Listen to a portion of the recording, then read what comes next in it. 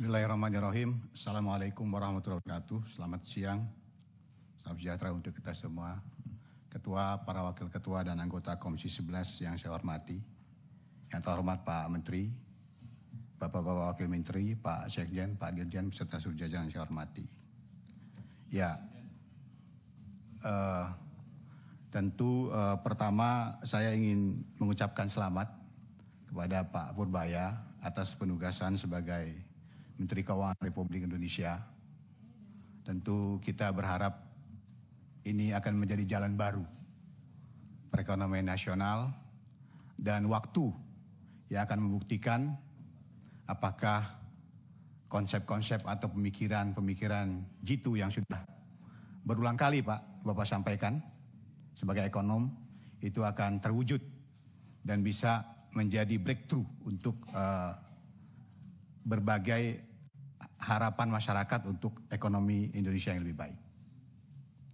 Saya ingin membicarakan tentang fungsi Kementerian Keuangan dalam mengelola APBN, di mana sesuai dengan Undang-Undang Nomor 17 Tahun 2023, Menteri Keuangan itu punya kewenangan dalam perumusan kebijakan fiskal, pengelolaan kas negara, dan semua pekerjaannya itu akan berkontribusi kepada perekonomian nasional kita melalui satu, pertumbuhan ekonomi yang berkelanjutan, stabilitas ekonomi dan penyehatan fiskal jangka menengah dan panjang, efektivitas program pembangunan nasional dan ketahanan fiskal dalam menghadapi berbagai goncangan global.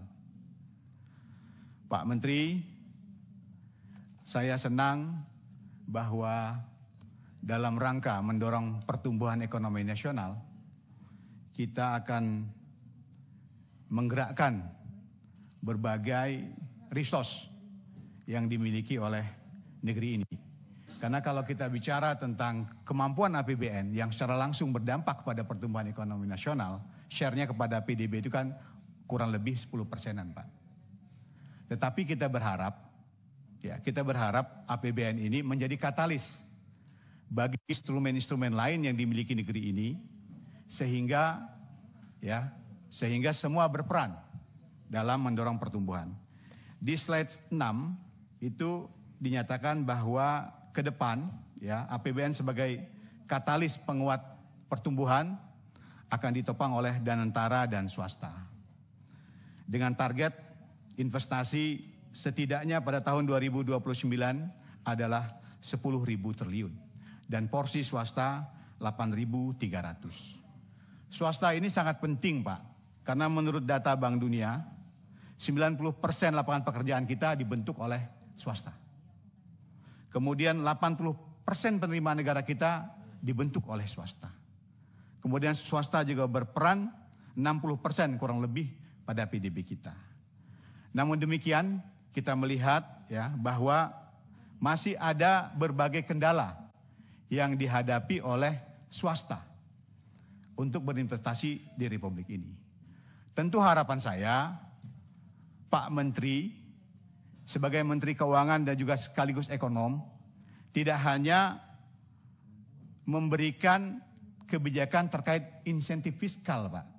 Karena ini saya rasa tidak cukup untuk menjadi daya tarik bagi swasta kita, baik dalam maupun luar negeri, untuk terus berinvestasi di Republik ini. Perlu berbagai hal yang mungkin Bapak perlu kolaborasikan dengan teman-teman kementerian yang lain yang selama ini menjadi kendala swasta dalam berinvestasi di Republik ini, Pak. Contohnya persoalan birokrasi kita, persoalan kepastian hukum, persoalan infrastruktur. Nah, ini tentu harus jadi perhatian, Pak. Karena itu tadi kita berharap ekonomi ini tumbuh di atas 6% dan ini tidak bisa hanya mengandalkan APBN saja. Kita mengandalkan peran seluruh stakeholder yang ada di negeri ini, terutama peran swasta yang tadi saya katakan 60% berperan pada PDB kita. Nah, itu kendalanya. Kemudian yang kedua, Pak, tentu harapan kita swasta ini, Pak, tidak terpusat di Pulau Jawa saja, tetapi di berbagai tempat di Republik ini. Karena yang butuh lapangan pekerjaan itu bukan cuma di Pulau Jawa, tapi di seluruh pulau, dari Sabang sampai Merauke, dari Miagas sampai Pulau Rote. Itu yang kita harapkan. Jadi ada sebarannya. Kemudian tentu yang kita harapkan kualitas investasi, Pak. Kalau investasinya tidak berkualitas, tentu lapangan pekerjaan yang diharapkan ini tidak akan besar. Sementara yang kita harapkan saat ini adalah bagaimana sebanyak mungkin lapangan pekerjaan ini bisa kita ciptakan, sehingga anak-anak muda kita, Gen Z, Gen Y ini bisa berperan aktif, ya, berkontribusi dalam membangun negara. Jadi itu pertama Pak, dukungan saya kepada Bapak terkait bagaimana kita memperluas peran swasta dalam mendorong pertumbuhan ekonomi nasional. Yang kedua Pak, saya ingin bicara tentang anggaran Kementerian Keuangan. Di mana Kementerian Keuangan itu dalam APBN setidaknya mengelola 5 program kebijakan fiskal, sektor keuangan dan ekonomi, pengelolaan penerimaan negara, pengelolaan belanja negara, pengelolaan perbendaharaan dan kekayaan negara, dukungan manajemen. Saya appreciate Pak, tadi Pak Wamen sudah menyampaikan tahun 2020 sampai 2025 sudah terjadi efisiensi 3,53%. Tentu saya apresiasi dan saya berharap ini efisiensinya bukan hanya berasal dari pengurangan penyaluran dana dan rapat Pak, tetapi ada langkah-langkah strategis yang substansi yang sudah dilakukan Kementerian Keuangan dalam melakukan efisiensi. Tetapi Pak, yang ingin saya tanyakan, sebenarnya Kementerian Keuangan sudahkah pernah mensimulasikan seandainya efisiensi ini tidak dilakukan, bagaimana capaian KPI Kementerian Keuangan Pak? Karena begini Pak, kadang-kadang kita berharap efisien 10, tetapi kita kehilangan peluang 100. Tidak jadi efisien namanya. Nah kita ingin melihat di situ Pak. Apakah dengan efisiensi ini KPI yang ada di setiap dirjen, di setiap satker-satker yang Bapak miliki itu masih tercapai enggak? Atau jangan-jangan gara-gara efisiensi ini kita justru kehilangan banyak peluang. Misalnya dari sektor penerimaan negara. Atau dari hal-hal yang lain. Karena saya lihat, saya tidak melihat dari slide 18 dan seterusnya itu KPI Kementerian Keuangan capaiannya seperti apa di tahun-tahun sebelumnya Pak.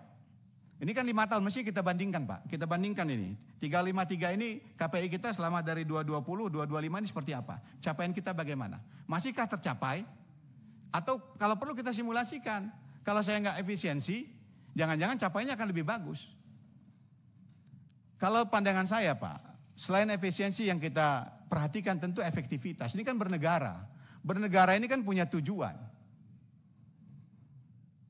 Tujuan kita bernegara ini bukan untuk hanya menghemat saja, tetapi bagaimana ya tujuan-tujuan yang diperintahkan oleh Undang-Undang Dasar itu kita capai. Kalau dengan sedikit belanja lebih tapi tujuannya tercapai, tentu itu kan lebih menjadi harapan kita. Ketimbang kita efisiensi tapi tujuan kita tidak tercapai. Tentu itu. Kemudian yang kedua tentu kita melihat bahwa uang APBN ini kan masih diharapkan masyarakat Pak berputar di negeri ini Pak. Makanya kalau pemerintah lambat belanjanya, MBG sudah disiapin ratusan triliun, baru belanja puluhan triliun. Nah itu yang kita jadi kadang-kadang kecewa. Kemudian kita sudah setuju penambahan pinjaman, kita sudah setuju defisit. Tetapi uangnya menjadi silpa, menjadi sal, jumlahnya ratusan triliun, kita kecewa Pak. Karena uang itu akan lebih baik, akan lebih bermanfaat kalau beredar di masyarakat. Itu akan mendorong pertumbuhan. Jadi ini mungkin Pak, yang terakhir dari saya seperti itu, bagaimana efektivitas belanja. Efektivitas belanja itu penting supaya tujuan-tujuan yang kita sudah targetkan, yang sudah kita siapkan itu tercapai. Dan ekonomi ini bergerak Pak. Ya, ekonomi ini bergerak. Sehingga ya kesejahteraan yang menjadi tujuan besar kita itu bisa kita raih bersama. Dari saya itu Ketua, terima kasih. Wassalamualaikum warahmatullahi wabarakatuh. Waalaikumsalam.